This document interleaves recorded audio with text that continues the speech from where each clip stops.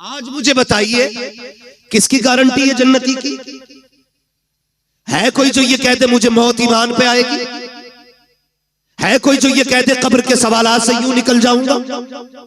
किसी के पास गारंटी है कि पुलसराज से यूं उड़ जाएंगे हम? पता है कि मीजान पे अमल रखे जाएंगे तो नेकी भारी होगी कि गुनाह? कुछ नहीं पता ना। तो फिर अकड़ किस बात की है, फिर घमंड किस बात का है? आज अपनों को वक्त देने का टाइम नहीं हमारे पास।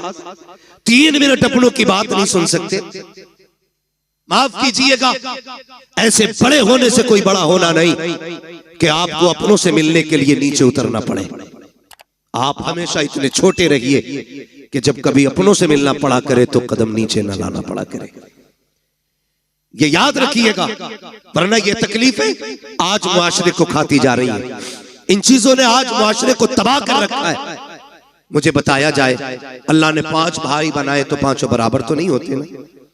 कोई 50,000 कमाता है, कोई 1 लाख कमाता है, कोई किस्मत से 5 लाख कमा रहा है, कोई मुकद्दर से 10 कमा रहा है, कोई 50 लाख कमा रहा है।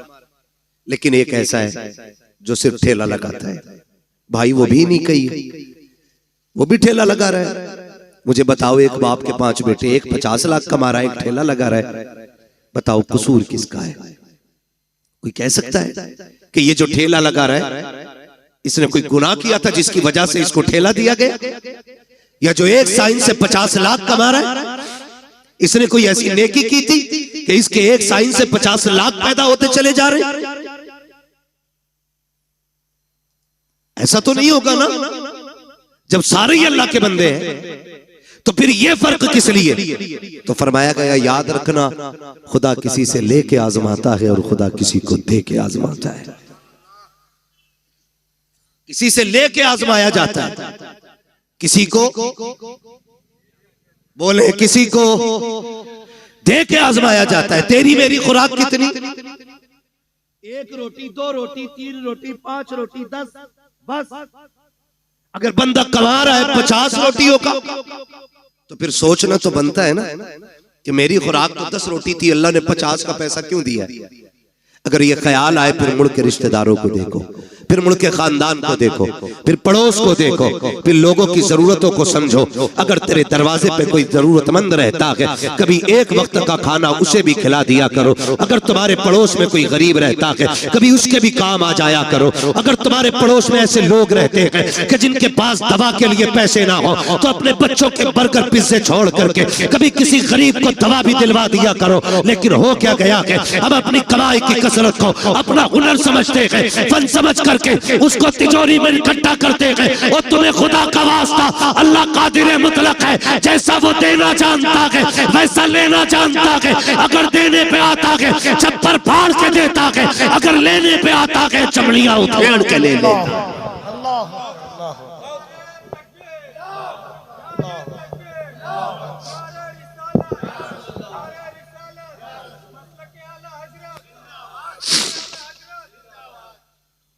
ये सबसे ज्यादा जरूरी है कि हम अपने पड़ोसी के दर्द को समझें, हम अपने जरूरतमंद भाई को देखें। कसम खुदा की ये बहुत बड़ी नेकी थी, लेकिन नहीं जी, आज तो बोटी अपने घर खाता है और खिलाल पड़ोसी के सामने जाके करता है। क्यों? कि आज पाए तोड़ के आ रहा हूं, आज पाए तोड़े, आज मैंने चिकन खाया, आज मैंने मटन खाया। इस्लाम क्या कहता है? मेरे नबी ने फरमाया, तुम्हें इजाजत नहीं है कि तुमने अगर हड्डी वाला गोश्त खाया हो तो अपने दस्तरखान की हड्डी अपने दरवाजे पे डालो। कहीं ऐसा ना हो तुम्हारे पड़ोस में कोई गरीब रहता हो और उसके बच्चों की निगाह हड्डियों पे पड़ गई और उनका दिल अगर कह गया काश हम भी गोश्त खाते, और बच्चों के बाप की हैसियत नहीं हुई गोश्त खिलाने की, तो फरमाया गरीब का दिल टूट जाता। हमारा इस्लाम तो पड़ोसियों के सामने हड्डी डालने की इजाजत नहीं देता।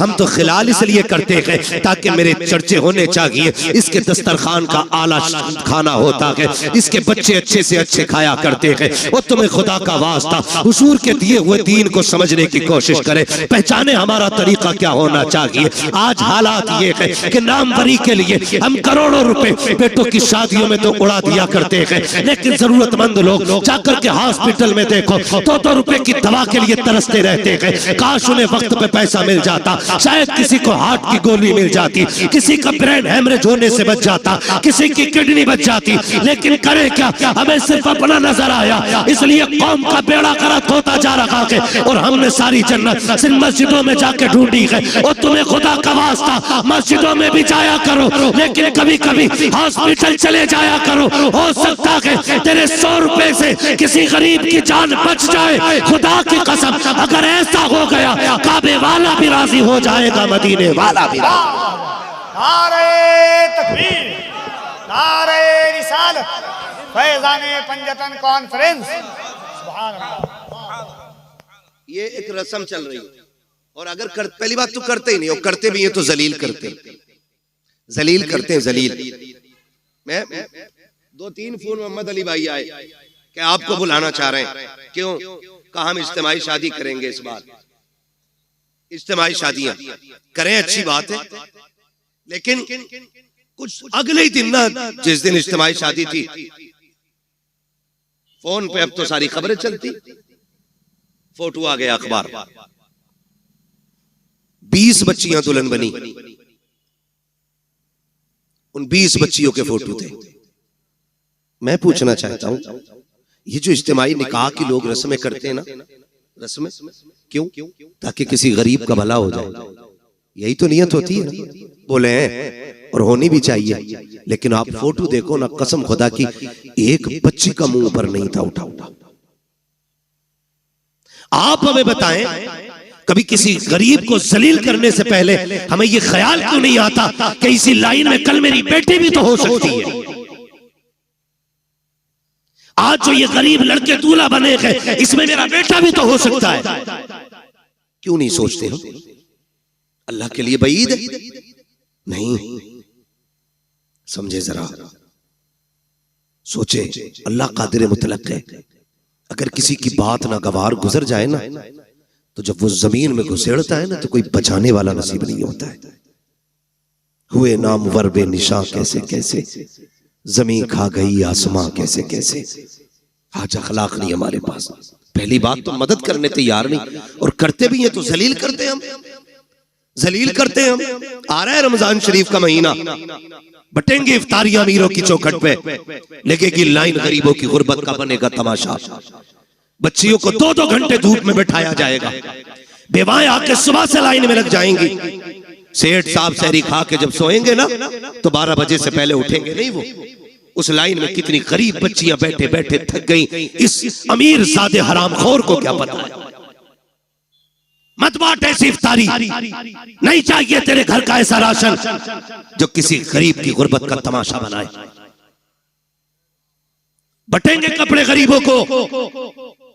कोई कहेगा सेठ साहब की तरफ से इफ्तारी का पैकेज है, कोई कहेगा फला अमीर की तरफ से इफ्तारी का इंतजाम है, कोई कहेगा फला की तरफ से ये सहरी का इंतजाम है। तुझे क्या पता है? तुम जानते हो, हमने देखा है जब किसी गरीब को इफ्तारी का सामान दिया जाता है या सहरी के पैकेज दिए जाते हैं, उन माओं के साथ छोटे बच्चे भी आया करते हैं, उन माओं के साथ ना समझ बच्चे भी आते हैं। लेकिन इतना तो वो भी समझते हैं कि हमें गैरत आ रही है। एक तस्वीर, एक वीडियो देखी, कसम खुदा की पैर के नीचे की जमीन निकल गई। कफील भाई, अल्लाह किसी को इतना अमीर न करे कि जो वो गरीब की गुर्बत का तमाशा बनाए। तो बच्चे भूखे खड़े थे, किसी ने देने के लिए कुछ उनकी तरफ हाथ बढ़ाया, जब बच्चों ने लेने के लिए हाथ आगे किया, एक बच्ची की निगाह कैमरे पे पड़ गई। बहन भाई खड़े थे, जैसे कैमरे को देखा, बहन ने उस तोहफे से हाथ पीछे कर लिए। छोटे छोटे बच्चे थे, मुंह मोड़ के चले गए। मैं सोचने लग गया, या अल्लाह, इन बच्चों को भी गैरत आती है, लेकिन इन बेगैरतों को गैरत क्यों नहीं आई?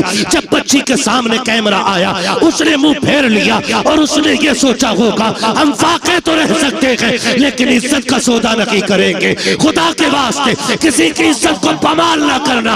अगर देना है रात के अंधेरे में देना, अल्लाह तेरी कब्र के अंधेरे को उजाले में बदल डाले। अरे बहुत अच्छा मुफ्ती साहब, वाह वाह वाह वाह वाह वाह वाह। नारे तकबीर, नारे रिसालत, फैज़ाने पंजतन कॉन्फ्रेंस। सलामत रहो आप लोग। मैं एक बात कहना चाहता हूं, हम नेकी करते तो तमाशा बनाते। चलो फैज़ाने पंजतन कॉन्फ्रेंस है, इमाम हसन रज़ी अल्लाह ताला अन्हु को जब गुस्ल दिया गया, आपकी जब कमीज उतारी गई तो आपकी कमर पे, पुष्ट पे, ये पीठ पे, मतलब पीठ पे आपकी ना काले निशान थे, काले धब्बे। लोग बातें करने लग गए, ये तो बड़े शहजादे, ये तो नूर वाले लोग हैं, कमर पे काले धब्बे क्यों? जब ये बातें हुई ना तो आपके गुलाम थे, कहने लगे वादा किया था आका ने कि किसी से बताना मत, लेकिन आज इज्जत की बात आ गई तो बोलना पड़ रहा है। कहा तुम बताओ। कहा इल्जाम न देना, गलत न सोचना, ये कोई ऐब के धब्बे नहीं, ये वो धब्बे जब सारी दुनिया सो जाती थी तो इमाम हसन नाज की बोरी कमर पे रख के यतीमों के दरवाजे पे पहुंचाने के लिए जाया करते थे। और आपके विसाल के बाद ये राज खुला कि 100 बेवाओं का चूल्हा इमाम हसन के दरवाजे से चला करता था। 100 यतीमों का चूल्हा इमाम हसन की चौखट से चलता था। एक दिन ना आपके शहजादे ने कहा अब्बा ये बोरी मैं पहुंचा दूं। फरमाने लगे ना बेटे, ये किसी का राज है, राज रहने दे। उन्होंने अपने बच्चों से भी राज नहीं खोले। आज हम तमाशे बना देते हैं, तमाशे बना देते हैं, जलील करते हैं। पैगंबर का अखलाक देखे, हुजूर के इस अखलाक ने पूरी दुनिया में इनकलाब पैदा किया। आज भी कसम खा के कहता हूं, मैं खुल के कहता हूं, हमारी नमाजें देख के कोई मुसलमान नहीं होगा, हमारे हज देख के मुसलमान नहीं होंगे लोग, हमारी ज़कात देख के मुसलमान नहीं होंगे। अगर अखलाक हुजूर वाले हो जाएं तो आज भी लोग कलमा पढ़ना शुरू कर देंगे। आज भी अखलाक की जरूरत है, अच्छे अखलाक की, जो हमारे बीच नहीं है। ये मत समझना मैं नमाज को हल्का कर रहा हूं, मैं नमाज ये कहना चाह रहा हूं नमाज पढ़ो ना पढ़ो, नहीं, नमाज दीन का सतून है। ये कर्ज है, ये तो पढ़नी पढ़नी है, ये तो हर हाल में अदा करनी है, ये तो पढ़ के ही मरना है। मगर साथ जो करना है ना वो ये भी रखना है। अखलाक बड़ी चीज है। कसम खा के कहता हूं, माफ कीजिए, मैयतें होती हैं यहाँ, बोले डर क्यों रहे हो? कहोगे हाँ तो मर थोड़ी जाओगे। लोग मरते हैं कि नहीं? देखे जनाजे, आपने देखा होगा जब बंदा मर जाता है घर के आगे कुर्सियां पड़ती, बीच में कुर्सी यतीमों के चचा की होती है। चचा होता है तो ताऊ की होती है, बीच में कुर्सी डाल के बैठता है। लोग आते ताजियत के लिए। माफ कीजिएगा बहुत कड़वा बोल रहा हूं, शायद आपके मिजाज के मुताबिक ना बोल रहा हूं, लेकिन मेरा उसूल है, मैं आईना हूं, दिखाऊंगा दाग चेहरे के, जिसे खराब लगे सामने से हट जाए, मसला ही कोई नहीं। आज हमारी कंडीशन ये है, जब कोई यतीम हो जाता है तो सगा चचा यतीमों का कुर्सी डाल के बैठते हैं। इधर यतीम बेटी बैठी होती है, इधर यतीम बेटा बैठा होता है, और यूं गले में हाथ डाल के आज बैठा है, तसल्ली दे रहा है उसको, तसल्ली दे रहा है। लोग आके कहते हैं, लोग कहते हैं ये बच्चे मरने वाले के, तो बच्चे आने वालों का मुंह देखते हैं, फिर रोने लग जाते हैं। फिर चचा हाथ रख के कहता ना, बाप चला गया है, चचा मौजूद है। बहुत अच्छे लगे ये वादे, बहुत अच्छे थे ये लहजे। जब कभी यतीम का माथा चूमा जा रहा था, जब कभी यतीम को सीने से लगाया जा रहा था, लेकिन किसे पता था कि ये सिर्फ दिखावा है, ये सिर्फ नामो नमूद है। आज तीजा है इसलिए चचा की करबट में यतीम बैठा है, आज 40वां है इसलिए चचा की गोद में यतीम बैठा है, ताकि रिश्तेदारों को पता चल जाए ये जो भाई है ना ये अपनों से बड़ा प्यार करता है। लेकिन 40वें के गुजरने की देर होती है, जब वही यतीम बच्चे अपने घर की भूख की शिकायत लेकर के, अपने चूल्हे की ठंडे होने की शिकायत लेके सगे चचा के दरवाजे पर आते हैं और सगे चचा से कहते हैं चचा आज 3 दिन हो गए घर में कुछ पका नहीं है, माँ दाल रोटी बनाती रखी है, आज चचा दाल भी खत्म हो गई है। पहली बार चचा दे देता है, दूसरी बार दे देता है, लेकिन जब तीसरी बार यतीम आके कहता है चचा आज 3 दिन से कुछ नहीं खाया है, फिर यही चचा कहता है कि मैं तुम्हारे लिए तो नहीं कमा रहा हूँ, कहां से लेकर के आऊं।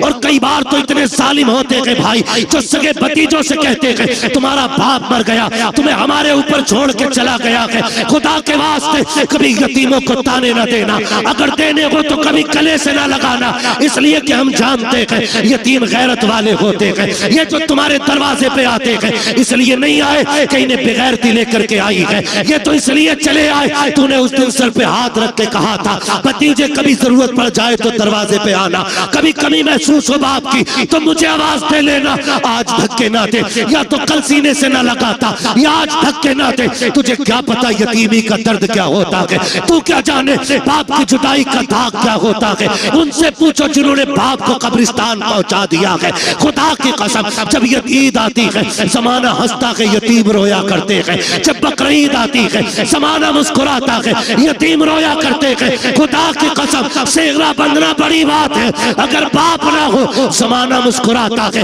यतीम रोया करते हैं। तुम्हें क्या पता यतीमी दाग क्या है, यतीमी कहते किसे है। आ तुझे कहानी बताऊं, मुस्तफा जाने रहमत का दौर है, ऐलान नबुव्वत का इब्तदाई हिस्सा है। आक़ा करीम ने ऐलान नबुव्वत किया है, अल्लाहु अकबर, इस्लाम हक़ानियत की बुनियाद पर फैल रहा है। उसी दौर में मक्के की धरती पर हाल ये था कि जहां जमीन भी पत्थर की थी, लोगों के दिल भी पत्थर के थे, कोई किसी के दर्द को समझने तैयार ना था, हालात बड़े नागुफ्ता भी ही थे। उसी दौर के अंदर एक बच्चा खुदा की कसम अपनी माँ के पास जाके कहता है अम्मी अब मैं समझदार हो गया हूँ, तू बेवा है मैं यतीम हूँ, देख तेरे बदन पे जो लिबास है ना ये इतना फट गया है अम्मी कि मुझे देखते हुए हया आती है, इस पे पैबंद लगा ले। माँ ने कहा था बेटे जब से तेरा बाप गया है मुश्किल से खाना मिलता है, दोपहर खा लिया तो शाम नहीं, शाम खा लिया तो दोपहर नहीं, बेटे पैबंद का कपड़ा कहाँ से लाऊं। जब बच्चे ने इतना सुना कहता अम्मी इजाजत दे तो मैं चचा के दरवाजे पे न चला जाऊं। उसने कहा बेटे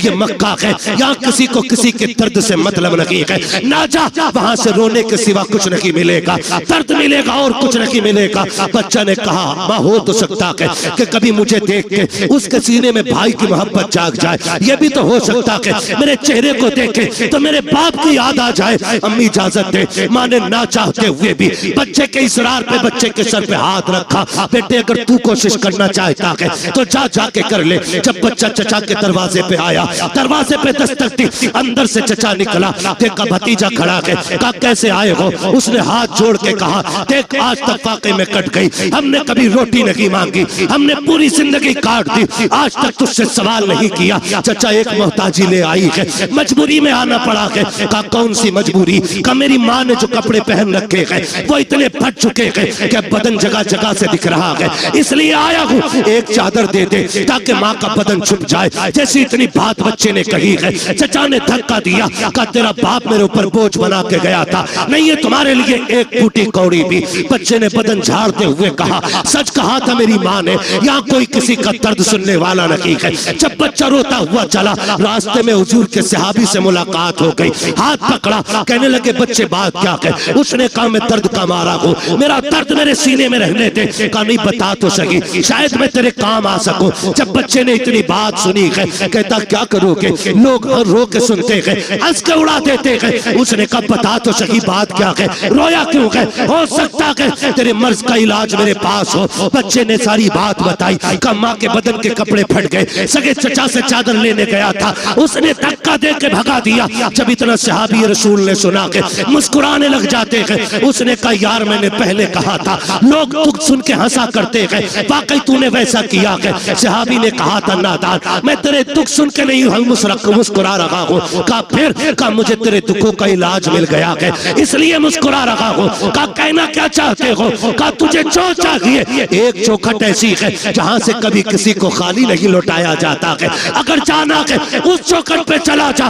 बच्चे ने कहा चौखट किसकी है। कहा उसे मोहम्मद रसूलुल्लाह कहा जाता है। कहा किस महल में रहता है। कहा महल तो नहीं, चला जा खुदा के हरम में बैठा होगा, जाके उससे मांग लेना। बच्चा माँ का फरमा बरदार था, उसने कहा ऐसे नहीं जाऊंगा, पहले माँ से इजाजत लूंगा। अब बच्चा घर आया है, कभी रो रहा है कभी मुस्कुरा रहा है। माँ ने हाथ पकड़ के कहा था ओ बेटे बात क्या है, चादर नहीं लाया और रो क्यों रहा है, हंस क्यों रहा है। बच्चे ने कहा था माँ जब चचा का सितम देखता हो तो रोना आता है, लेकिन एक सखी की खबर सुनता हो तो मुस्कुराना आ जाता है। कहा बेटे कहना क्या चाहते हो। का एक सखी का पता मिला है, सुना के वहां से कोई खाली नहीं जाता है, अगर माँ इजाजत दे तो उससे चादर मांग लाओ। माँ ने कहा बेटे क्या नाम है उसका? कहा उसे मोहम्मद इब्ने अब्दुल्ला कहा जाता है। माँ ने कहा ना बेटे उसकी चौखट पे न जाना, सुना के जो उससे बात कर लेता है उसी का हो जाता है, सुना के जो उसे देख लेता है उसी के गीत गाने शुरू कर देता है,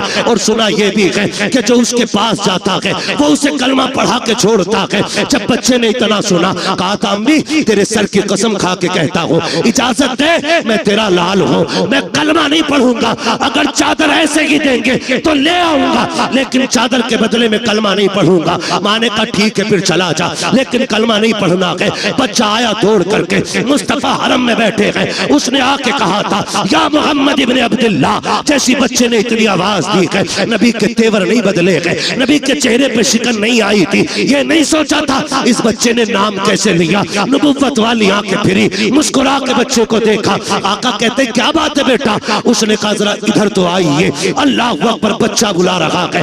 नबियों का इमाम अपनी जगह से उठा और यतीम के करीब चला के आके करीम करीब गए। उसने कहा ठहर जाइए, पहले मेरी कुछ शर्तें हैं वो मान लीजिए। आका कहते हैं बात क्या है बेटे? कहा कि मुझे मजबूरी लेके आई है, मेरी माँ के बदन के कपड़े फट गए हैं, एक चादर की जरूरत ले आई है। उसने कहा था सुना के जब तुम किसी की मदद करते हो तो पहले कलमा पढ़ाते हो, सुनो मैं माँ की कसम खा के आया हूँ, मुझे तुम्हारा कलमा नहीं पढ़ना है। इतना बच्चे ने कहा। मेरा नबी मुस्कुराया, कहते बेटे वो तेरी मर्जी है, तुझे जो चाहे फैसला करना, जरूरत तो बता दे। उसने कहा मुझे एक चादर चाहिए ताकि मेरी माँ का बदन छुप जाए। इतना सुना आके करीम ने मुजम्मिल वाली चादर कंधे से उतारी, यतीम की गोद में रख दी। फरमाया बेटे कुछ और चाहिए? कहा बस मेरा काम हो गया है। जैसे बच्चे ने चादर को लिया है, सीने से लगाया है, जैसी चादर सीने से लगी है, इश्क मुस्तफा का सीने में उतरना शुरू हो जाता है। अब बच्चा कभी घर को सोचता है, कभी उनके चेहरे को देखता है, कभी घर की तरफ सोचता है, कभी चेहरे को सोचता है। अल्लाह अकबर, बच्चे ने चेहरा फेंका, फेरा घर की तरफ दौड़ लगा दी। जैसी दरवाजे पे गया, माँ इंतजार में खड़ी थी। उसने कहा बेटे ले आया चादर? कहा हाँ। कहा बेटे पहले बता तूने कलमा तो नहीं पढ़ा उनका? बच्चा कहता है माँ तेरे सर की कसम, कौन कहता है कि वो जबरदस्ती कलमा पढ़ाते हैं? मैंने जाके उनसे ये कहा था मुझे तुम्हारा कलमा नहीं पढ़ना है। उन्होंने कहा वो तेरी मर्जी है, जरूरत बता। तो अगर मैंने चादर का नाम लिया, उन्होंने अपने कंधे की उतार के दे दी। जब इतना सुना के माँ चादर को पकड़ के रोकने लग गई। उसने कहा पगले सिर्फ चादर लेके आया है, उस नबी का दीन क्यों नहीं लेके आया? वाह वाह वाह वाह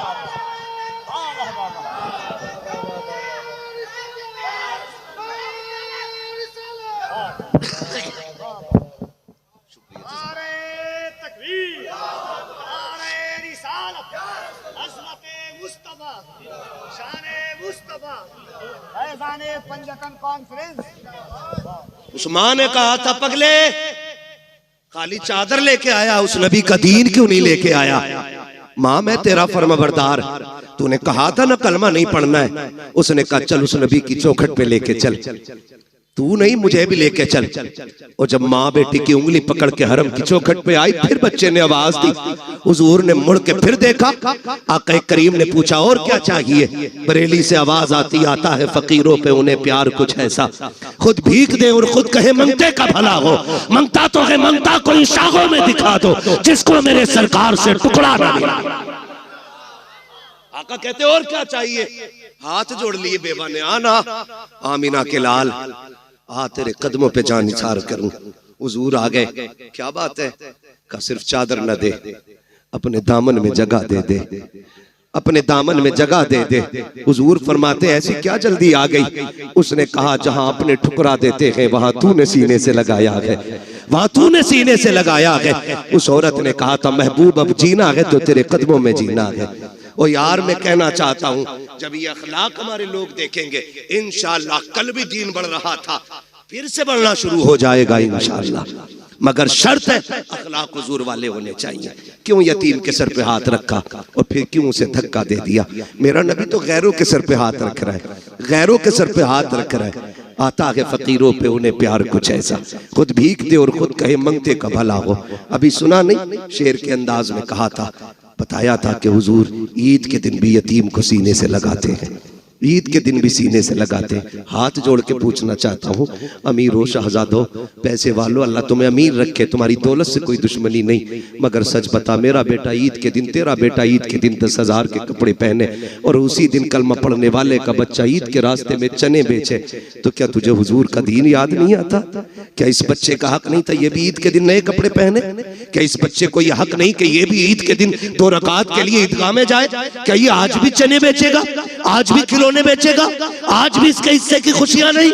ओ यार, तुम्हें क्या पता है, यतीमों के सर पे हाथ रख दिया करो, खुदा की कसम, अगर वो राजी हो गया, हो सकता है तेरी ईद की नमाज से ज्यादा सवाब यतीम की मुस्कुराहट में दे दिया।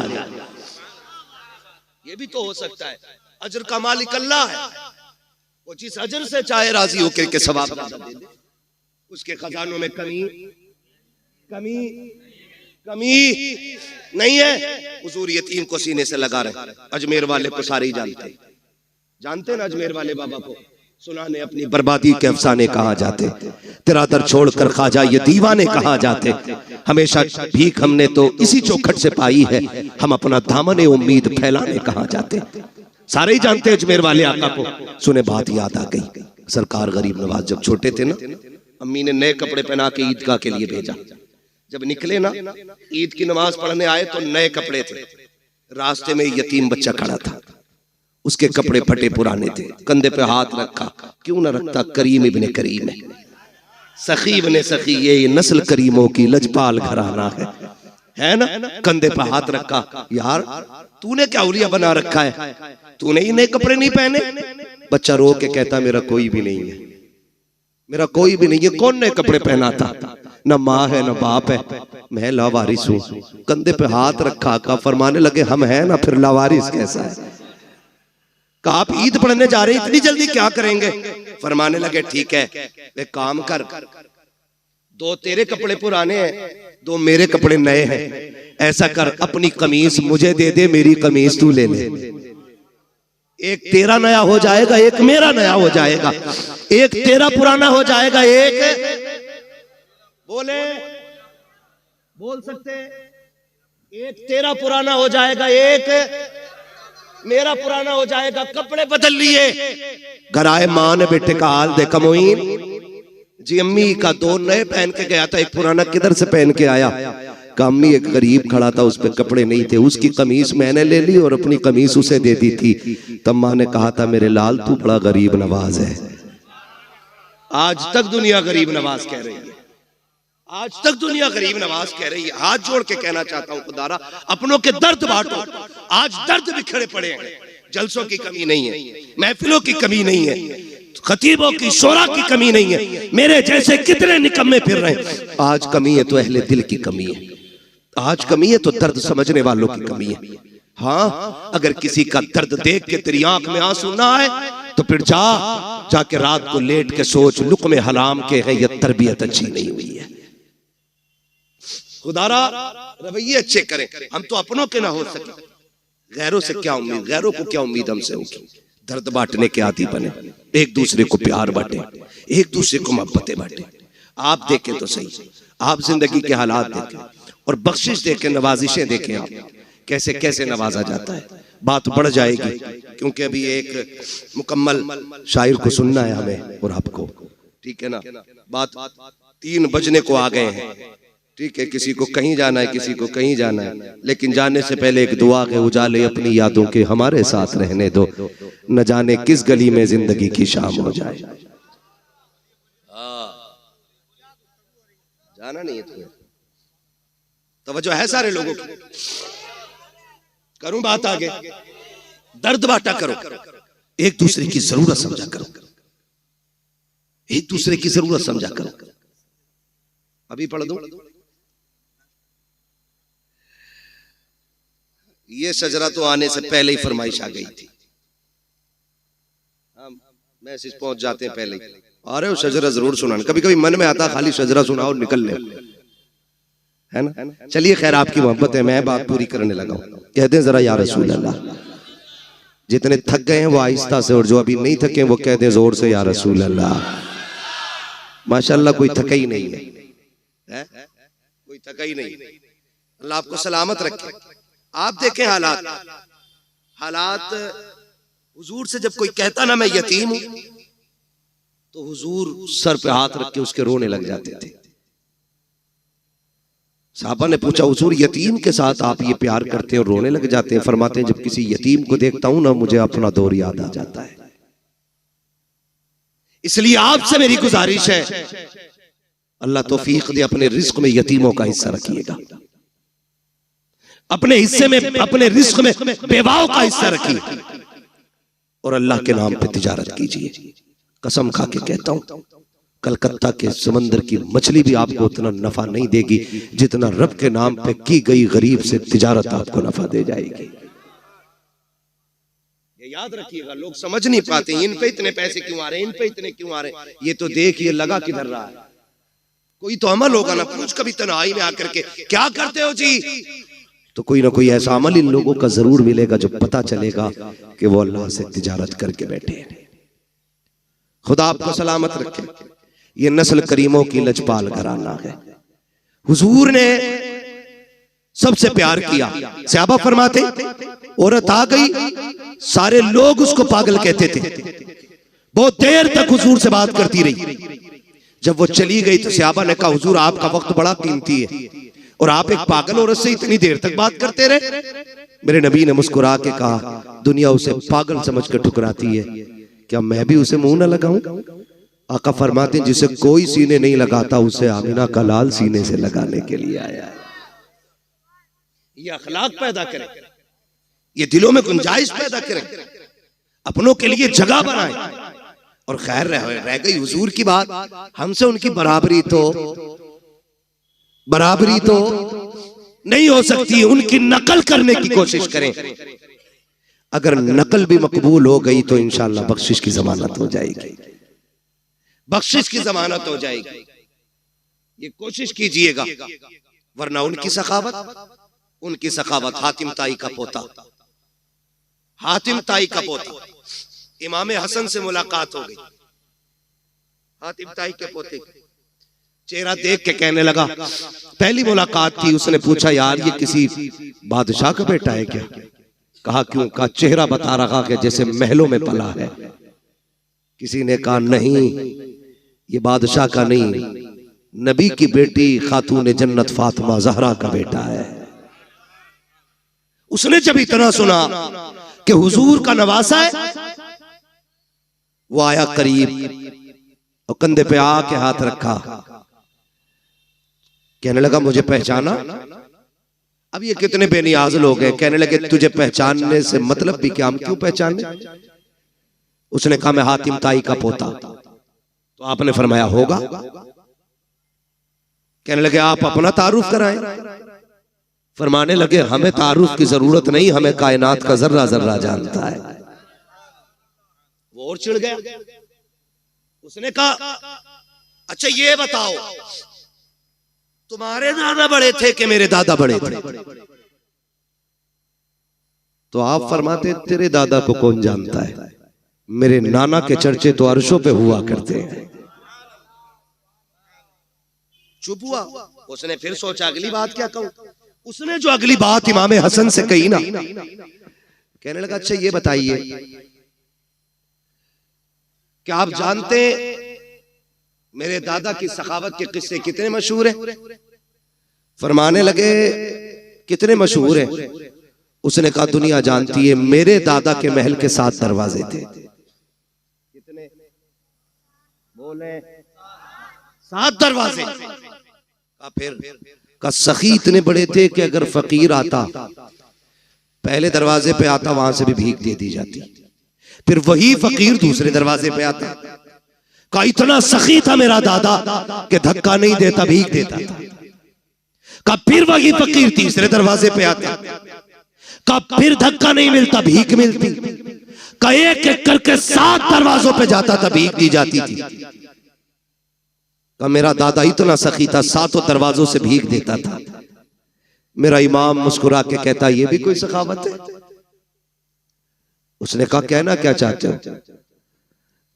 कहा कि सुन, तेरे दादा के महल के 7 दरवाजे और एक फकीर पहले दरवाजे पे मांगता, फिर दूसरे पे, फिर तीसरे पे। फरमाने लगे दूसरे पे तभी जाता था ना जब पहले से जरूरत पूरी नहीं होती थी। ये भी कोई सखावत है कि दूसरे दरवाजे पे तब गया जब पहले से जरूरत पूरी नहीं हुई। और कब कंजूस इतना बड़ा था तेरा दादा कि दूसरे से भी भला पूरा नहीं हुआ, फिर वो तीसरे पे आया, कहा तीसरे से भी जरूरत पूरी नहीं हुई। कहा हद तो ये है कि दरवाजे खत्म हो जाते थे, जरूरत खत्म नहीं होती थी। कहा ये तेरा दादा है और एक मेरा नाना है, 7 दरवाजे नहीं, एक चौखट है और एक चौखट से जिसे एक बार दे देता है उसकी पुश्तों को कभी मांगने की जरूरत नहीं पड़ती।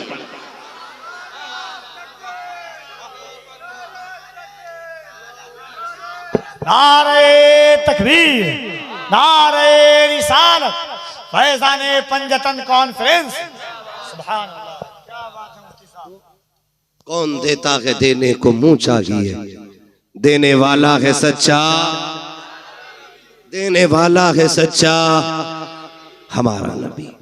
आखिरी बात अर्ज कर दो, तवज्जो है। अल्लाह से हुजूर का सदका मांगे।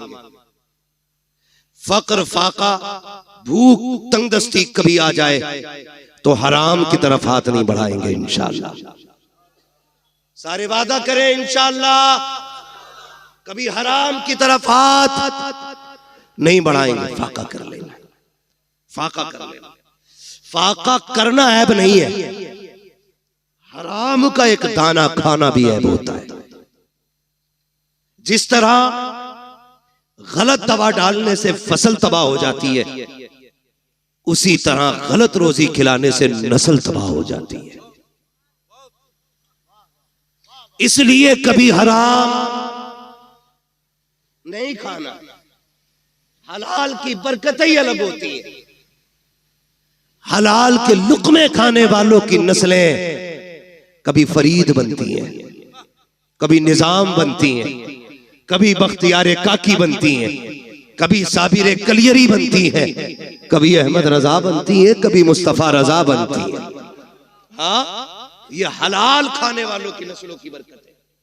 जो हलाल खाते गए ये उनके लुक्मों की अल्लाह ने बरकतें रखी हैं। और यहाँ तो सारी सरकारें सुरकाही के मानने वाले लोग बैठे है ना। सरकारें सुरकाही कहीं तशरीफ लेकर के गए, सफर करते थे, तांगे से, घोड़े से गए, उतरे और किसी मुरीद ने घोड़ा लिया, कहीं बांध दिया। अब हजरत की तो मेहमान नवाजी चली रही थी। किसी ने सोचा लाओ हजरत के घोड़े को भी चारा डाल दे। तो वही पास के खेत से ना कुछ काटा और डाल दिया। थोड़ी देर बाद हजरत को खबर पहुंची, घोड़ा बीमार हो गया। आप आए, देखा, कहने लगे बताओ बांधा किसने था? यहाँ किसने बांधा था ला करके? हुजूर फला ने बांधा था। कहा इसे खिलाया क्या था? कहा हुजूर इसे चारा डाला था। चारा कहाँ से लाए थे? कहा खेत से काटा था। कहा पूछा था मालिक से? कहा नहीं। फरमाते बस मेरे घोड़े को कोई बीमारी नहीं लगी है। कहते पूरी जिंदगी ना मैंने हराम का खाया है ना मेरे घोड़े ने हराम का खाया है। कहते हैं ये जो बीमारी समझ रहे हो ना, ये बीमारी उस हराम हरियाली की है जो बिना इजाजत तुमने मेरे घोड़े को खिला डाला। ओ भाई विलायत ऐसे ही नहीं, वाह वाह वाह वाह, लाजवाब लाजवाब, विलायत ऐसे ही नहीं मिला करती है। लुक्मे हलाल के होते हैं तब अल्लाह का कुर्ब नसीब हुआ करता है। करेंगे इंशाअल्लाह कोशिश, है ना? करेंगे इंशाअल्लाह। हलाल खाएंगे, हलाल कमाएंगे। रज़ाक कौन है? सारे बोलो कौन? रोजी कौन देता है? अल्लाह। जिसे ना मिलती है हुजूर का वसीला दे के मांगे, इतनी मिलेगी कि नस्लों का गुजारा हो जाएगा। हाँ, आला हजरत ने सिखाया वही रब है जिसने तुझको हमतन करम बनाया, हमें भीख मांगने को तेरा रास्ता बताया। तुझे हम्द है खुदाया, तुझे हम्द है खुदाया, वो कवारी पाके मरियम व नफख्तु फीह का दम, है अजब निशान आज़म मगर आमिना का जाया, वही सबसे अफजल आया, वही सबसे अफजल आया। तुझे हमद है खुदाया, तुझे हमद है खुदाया, यही बोले सिदरा वाले, ये चमने जहां के ठाले, सभी मैंने छान डाले, तेरे पाए का न पाया, तुझे यक ने यक बनाया, तुझे यक ने यक बनाया, तुझे हमद है खुदाया, तुझे हमद है खुदाया। मांगेंगे अल्लाह से हलाल रोजी की तौफीक इंशाअल्लाह। हाँ बस फरमाइश रह गई है मेरे भाई की, हुजूर का शजरा पढ़ना है, ठीक है ना। मैंने 3 बजे ज्यादा मेरी भी तबीयत थोड़ी खांसी ठीक नहीं है, 1 घंटा मैंने जो फर्ज है ना खतीब का वो मैंने अदा कर दिया, ठीक है। उसके बाद ऊपर को तो फिर उसकी तरफ से इनाम होता है, 15 बोल दे, 20 मिनट एक्स्ट्रा बोल दे, ठीक है ना। खुदा आपको सलामत रखे। ये हमारे बड़े जिम्मेदार लोग हैं, ये वो लोग हैं कि जो बिना किसी लालच में हुजूर की महफिल में आए बैठे हैं, और इन्हीं के साथ साथ आप भी वो लोग हैं जो सिर्फ इसलिए आए बैठे हैं। हर एक दिल की तमन्ना होगी, सुना है आप हर आशिक के घर तशरीफ लाते हैं, मेरे घर में भी हो जाए चरागा। हाँ आपने पंजतन के नाम से महफिल सजाइए, इस मोहब्बत का तज़किरा मैं क्या करूं, बस इतना समझे। मेरे हुजूर ने फरमाया था, लोगों अली से प्यार करना, मेरे अली की आल से प्यार करना। हुजूर क्यों फरमाया, मेरे अली की मोहब्बत तुम्हें कब्र में भी काम आएगी, हश्र में भी काम आएगी, फुलसिरात में भी काम आएगी, और मीज़ान में भी काम आएगी। ये मेरे हुजूर ने खुद फरमाया। तो ये पंजतन मैंने नाम लिए, और ये कितना बड़ा नाम है, जिस नाम को लो तो सिर्फ सर नहीं दिल भी झुक जाया करते हैं। सैयदा तय्यबा ताहिरा आबिदा जाहिदा नकिया तकिया राकिया साजिदा जाहिदा सैयदा खातून जन्नत सैयदा फातिमा ज़हरा रज़ी अल्लाह ताला अन्हा। ये भी एक बहुत बड़ा नाम इस पंजतन में शामिल है। अलग अलग अगर बात करूं तो अब फिर 1 घंटा और चाहिए। अभी मैंने सिर्फ हुजूर पे बात की है, और हुजूर के भी करम पे बात नहीं की है, सिर्फ हुजूर की अखलाक की एक झलक की मैंने आपके सामने बात की है। हाँ मेरा महबूब सर से लेके पैर तक अखलाक का मरकज बन के आया है, मरकज बन के आया है। एक एक बात पे महीने नहीं सालों गुजर जाएंगे, आखिर में यही कहना पड़ेगा, जिंदगी खत्म हुई और कलम सूख गए, तेरे औसाफ का एक बाप भी पूरा ना हुआ। हाँ मेरे जैसे 1400 साल से कितने आए और आकर के चले गए और आके जाते रहेंगे, लेकिन हुजूर के जिक्र का हक कमा हक हुआ अदा नहीं हो सकता है। मेरी पूरी तकरीर ये थी कि हमें हुजूर के अखलाक का एक पल ये लेना है कि हमें इंशाअल्लाह गरीब यतीमों की दिखावे के लिए नहीं, रब की रजा के लिए मदद करेंगे इंशाअल्लाह। हाँ वरना बड़े बेगैरत होते, एक खजूर 3 लोग, एक केला 5 लोग। फोटो मैंने देखा बरेली शरीफ में, खानकाह के अंदर का मसला था, सुभानी मियां के यहाँ बैठे हुए थे, मुझे बात याद आ गई। कोई बात थी तो अखबार वाले आए हुए थे, जैसे ही फोटो खींचने की बारी आई ना तो लोगों ने ये नहीं देखा कि सज्जादा नशीन बैठे हुए, फोटो के चक्कर में उनके ऊपर चढ़ गए। उन्होंने गुस्से में कहा, सालिमो इतना लालच फोटो खिंचवाने का है। फिर कहने लगे ये कौम इतनी जालिम हो गई है, फोटो के चक्कर में अगर आला हजरत पे भी चलना पड़े तो ये चढ़ के फोटो खिंचवा लेंगे। शोहरतों की भूख है जो किसी गरीब की गुर्बत का तमाशा बना देती है। मुट्ठी बंद करके दे, तेरा क्या जाता है, और जो तू दे रहा है माँ के पेट से लेके तो पैदा नहीं हुआ, ये दिया किसने? बोले सारे किसने दिया? अल्लाह ने दिया। कभी यतीम देखा करो तो ये सोच के सर पे हाथ फेर दिया करो, शुक्र है अल्लाह ने मेरे बच्चों के सर पे उसके बाप का साया रखा है। ये भी तो हो सकता था उसका बाप जिंदा होता और तेरे बच्चे यतीम होके गलियों में टहल रहे होते। करम है उसने साया बना रखा है। दुआएं मांगा करो, अल्लाह बच्चों के सर पे बाप का साया रखना, वरना मुश्किल हो जाती है जिंदगी। ये दुनिया इतनी जालिम है, सच ये उस वक्त तक यतीम को रोटी नहीं देती जब तक उससे जूते साफ नहीं करा लेती। ये बेवा के बदन पे उस वक्त तक कपड़ा नहीं डालती जब तक उसके कपड़े नहीं उतरवा लेती। कितने बाजार पे जिस्म इसलिए बिक गए कि घर में रोटी नहीं थी, और हम ज़कात के लिए बिरादरी ढूंढते रह गए, पेशावर लोग तलाश करते रह गए। जरूरी नहीं है जो हाथ नहीं फैला रहा है वो जरूरतमंद नहीं, कभी पड़ोस के खामोशी से भी समझ ले, रमजान में अगर पड़ोस में चूल्हे का धुआं ना उठे तो एक बार पूछ लेना क्या बात है, आज इफ्तारी में चूल्हा नहीं जला, आज कुकर की सीटी की आवाज ना आई। अगर वो चुप हो जाए तो समझ लेना आज चूल्हा खाली रह गया है। फिर अपने घर का सारा खाना उठा, रब ने तुझे इस्तिताअत दी है तो उस भूखे के बच्चों को जाके खिला। कसम खुदा की हम खाएंगे गंदगी बन के निकल जाएगा, यतीम गरीब खाएंगे हल्का लुकमा हलक से उतरेगा, दुआ बन के अल्लाह के अर्श से जाके टकरा जाएगा। ये कोशिश करनी है इंशाअल्लाह। ये आज मेरी पूरी तकरीर का इतना निचोड़ है, जितना मैंने कह दिया आपसे करेंगे इंशाअल्लाह। और रोजी भी खाएंगे तो हलाल खाएंगे इंशाअल्लाह। उम्मीद है यहाँ जितने बैठे हैं हलाल वाले बैठे होंगे, इसलिए कि हुजूर की महफिल में हराम खाने वाले नहीं आया करते हैं। यही उम्मीद की जाए ना। अब ठीक है, जिन्हें शजरा सुनना जरा बोल दे सुभान अल्लाह। इतनी जोर से कहने पे तो मैं नमाज जनाजा नहीं पढ़ाऊंगा।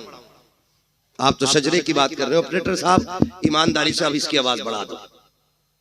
आदम के बेटे शीश, शीश के बेटे यानस, यानस के बेटे कैनान, कैनान के बेटे मेलाइल, मेलाइल के बेटे ब्यारत, ब्यारत के बेटे इदरीस, इदरीस के बेटे मुतवशिक, मुतवशिक के बेटे लबक नेक नाम, लबक नेक नाम के बेटे नू, नू के बेटे साम, साम के बेटे जुला, जुलात के बेटे शालिक, शालिक के बेटे आबिर, आबिर के बेटे दाता, दाता के बेटे रावा, रावा के बेटे सारू, सारू के बेटे नाखुन, नाखुन के बेटे तारिक, तारिक के बेटे इब्राहिम खलीलुल्लाह, इब्राहिम खलीलुल्लाह के बेटे इस्माइल ज़बीहुल्लाह, इस्माइल ज़बीहुल्लाह के बेटे कैदार, कैदार के बेटे अवाम, अवाम के बेटे हमल, हमल के बेटे साबित, साबित के बेटे सलमान, सलमान के बेटे रईसा, रईसा के बेटे इलियासा, इलियासा के बेटे औद, औद के बेटे हव्वा, हव्वा के बेटे अदनान, अदनान के बेटे मोहित, मोहित के बेटे नदार, नदार के बेटे मुदिर, मुदिर के बेटे इलियास, इलियास के बेटे मुदरिका, मुदरिका के बेटे खदीमा, खदीमा के बेटे किनाना, किनाना के बेटे नदर, नदर के बेटे मालिक, मालिक के बेटे फार, फार के बेटे गालिब, गालिब के बेटे लुई, लुई के बेटे काब, काब के बेटे मुर्रा,